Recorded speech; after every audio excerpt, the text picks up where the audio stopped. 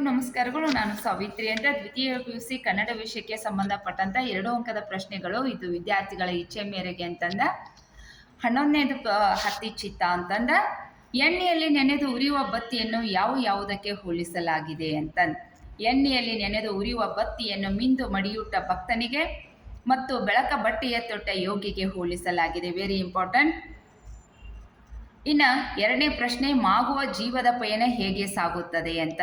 ಹತ್ತಿಯ ಬೀಜದಂತಿರುವ ಚಿತ್ತ ಹತ್ತಿ ಉರಿಯುವ ಬತ್ತಿಯಾಗಿ ಬೀಜ ಬತ್ತಿಯನ್ನು ಸುಡುವ ತೈಲವೂ ಆಗಿ ಕೊನೆಗೆ ಬತ್ತಿ ಉರಿಯುವ ಬೆಳಕೂ ಆಗಿ ಈ ಜಗದಲ್ಲಿ ಮಾಗುವ ಜೀವನ ಪಯಣದ ಸದ್ದಿಲ್ಲದೆ ಸಾಗುತ್ತಿದೆ ಅಂತೇಳಿ ಬರೀರಿ ಮಕ್ಕಳ. 3ನೇದು, ಆತ್ಮಕ್ಕೆ ಕಮಟು ಹತ್ತುವುದು ಎಂದರೇನು.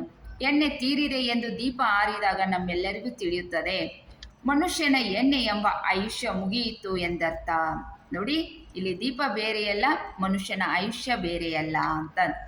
ಅಲ್ಲಿ ದೀಪದಲ್ಲಿ ಇರುವಾಗ ಎಣ್ಣೆ ಆರಿತಪ್ಪ ಅಂದ್ರೆ ಮನುಷ್ಯನ ಏನಪ್ಪಾ ಅಂದ್ರೆ ಸಾವಿಗೆ ಸಮೀಪಿಸುತ್ತಿದ್ದಾನೆ ಅನ್ನುವ ಅರ್ಥವನ್ನ ಇದರಲ್ಲಿ ಕೊಟ್ಟಿದ್ದಾರೆ.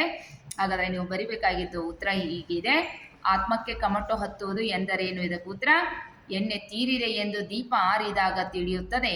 ಅಂದರೆ ಮನುಷ್ಯನ ಎಣ್ಣೆ ಎಂಬ ಆಯುಷ್ಯ ಮುಗಿಯಿತು ಎಂದರ್ಥ. ಆದರೆ ಬತ್ತಿಯು ಸುಟ್ಟು ಕಮಟು ವಾಸನೆ ಬಂದರೆ ಆತ್ಮ ನಾಶವಾಯಿತು ಎಂದರ್ಥ. ಹಾಗಾಗಬಾರದೆಂದರೆ ನಾವು ಬದುಕಿರುವಾಗಲೇ ಸತ್ಕಾರ್ಯಗಳನ್ನು ಮಾಡಿ ಈ ಜೀವನವನ್ನು ಸಾರ್ಥಕ ಪಡಿಸಿಕೊಳ್ಳಬೇಕು. ನಾವು ಬದುಕುವುದರ ಜೊತೆಗೆ ಇನ್ನೊಂದು ಜೀವಿಯನ್ನು ಬದುಕಿಸುವಂಥ ಶರಣ ತತ್ವ ಸಿದ್ಧಾಂತವನ್ನು ನಾವು ನಮ್ಮ ಜೀವನದಲ್ಲಿ ಅಳವಡಿಸಿಕೊಂಡು ನಮ್ಮಿಂದ ಎಷ್ಟು ಸಹಾಯ ಆಗ್ತದೋ ಅಷ್ಟನ್ನು ಸಹಾಯವನ್ನು ಮಾಡುತ್ತಾ ಈ ಜೀವನವನ್ನು ಸಾರ್ಥಕ ಪಡಿಸಿಕೊಳ್ಳುವ ಅನ್ನುವ ಒಂದು ಸಂದೇಶವನ್ನು ನಾವು ಹತ್ತಿ ಚಿತ್ತ ಅನ್ನುವಂಥ ಪದ್ಯದಲ್ಲಿ ನಾವು ಕಂಡುಕೊಳ್ಬಹುದು ಅಂತ. ಇನ್ನು 4ನೇ ಪ್ರಶ್ನೆ, ಎಣ್ಣೆ ತೀರಿದ ದೀಪಗಳು ಏನನ್ನು ಸೂಚಿಸುತ್ತವೆ. ಎಣ್ಣೆ ತೀರಿದ ದೀಪಗಳು ಆಯುಷ್ಯ ತೀರಿದ ಮನುಷ್ಯರನ್ನು ಸೂಚಿಸುತ್ತವೆ. ಅದೇ ರೀತಿ ಆತ್ಮ ಎಂಬ ಜೀವಾತ್ಮವು ತನ್ನ ಅಹಂಕಾರವನ್ನು ಸುಟ್ಟುಕೊಂಡು ಜ್ಞಾನವೆಂಬ ಬೆಳಕನ್ನು ಪಡೆದು ಮುಕ್ತಿ ಪಡೆಯುತ್ತದೆ ಎಂಬುದನ್ನು ಸೂಚಿಸುತ್ತದೆ. 5ನೇ ಪ್ರಶ್ನೆ, ಹತ್ತಿಯ ಬೀಜ ಲೋಕದ ಹಿತಕ್ಕೆ ತನ್ನನ್ನು ಹೇಗೆ ಸುಟ್ಟುಕೊಳ್ಳುತ್ತದೆ.